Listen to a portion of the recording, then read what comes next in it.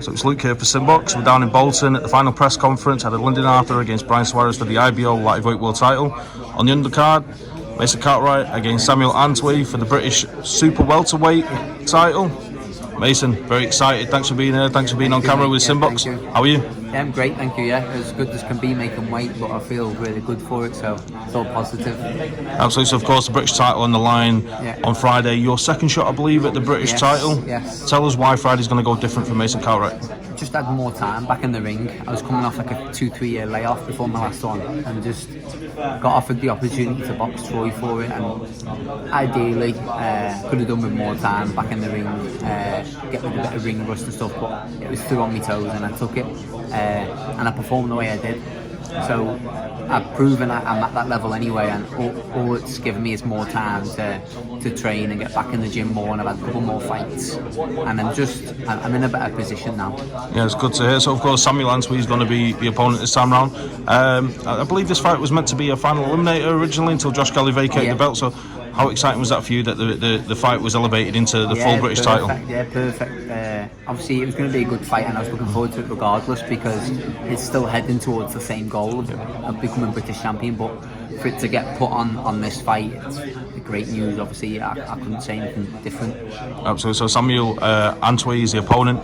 How much you know of Samuel? What's he going to bring to the ring on Friday night? I don't really know too much. I've seen him box a couple of times, and he seems to have got a little bit more organised regarding his shape and his movements in his last couple of fights. I've seen to what he was at the start. He seemed to be a bit erratic with his attacks, which left him quite open, but he seems to have improved and tidied up. So Friday night we'll see, but we'll both come forward fighters, so I should imagine we both meet in the middle of the ring.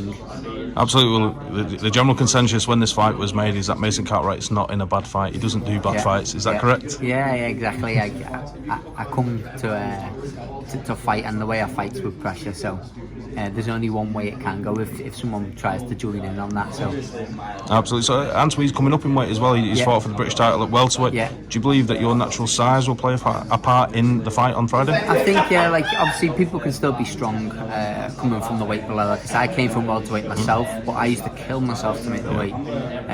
Didn't really perform too great at it, and I always felt better at 154, and I thought, you know what, I'm staying here. So he could be in the same boat, so I'm not looking past that. I just know my physical strengths and my physical attributes, and 90% of the people that spar and move around with bigger than me, and I'm still stronger, so I don't worry about anyone being stronger than me. I know I've got that in the tank to sort of like hold me on with anyone. Absolutely. So of course we say that Antwi Cartwright is a great fight on paper, but you chuck that British title in there. What is it about the British title as a fighter, Mason, that seems to bring out that extra 10% out of a fight, and it's produced fight after fight over these most recent years? It's just a prestigious belt, isn't it? And I think every British fighter, when they first set off, it's like the first sort of like accolade that they say they want to achieve. I know it was the first thing I said, I want to win a British title, so every fighter's going to say they want to win world titles, but there's stepping stones on the way, and a British title was always on the cards for me. That's what I always wanted, so it's massive for me. Absolutely. So of course, I'm not sure if you do predictions or not, but Mason Cartwright, how does the fight play out on Friday night? First, to put you on the spot. I win the fight, any means necessary. I win the fight. I've done all the hard work. I'm confident.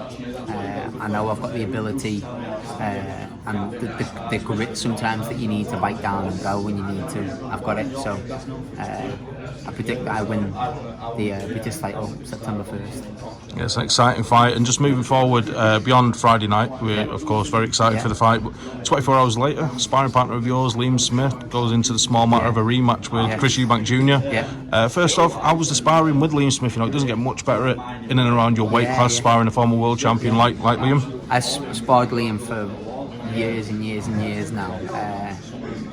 We always help each other out when we've got big fights coming. I used him obviously when I boxed Troy as well.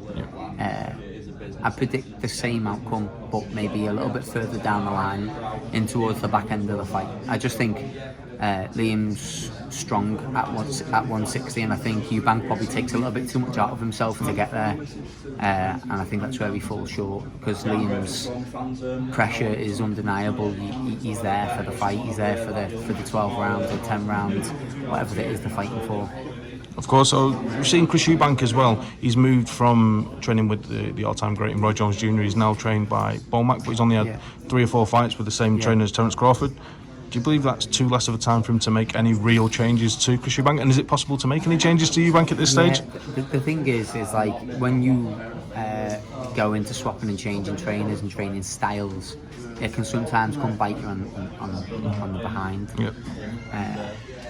And this could be one of them times, trying to change something last minute when the trainer he had, I believe, was good enough. Just whether he was listening.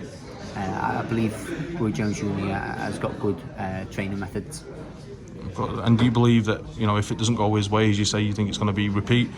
Do you think we could see Chris Eubank Jr. retire at this stage? It seems a bit like of a grey area. He could possibly move back up. I think he performs better at a heavier weight, especially with his speed. If he carries his speed across at the bigger weights, he's a force. Absolutely. Well, Mason, I appreciate your time today. I wish you the best of luck for Friday night, and I'm sure we'll catch up again soon. Thank you, mate. Cheers.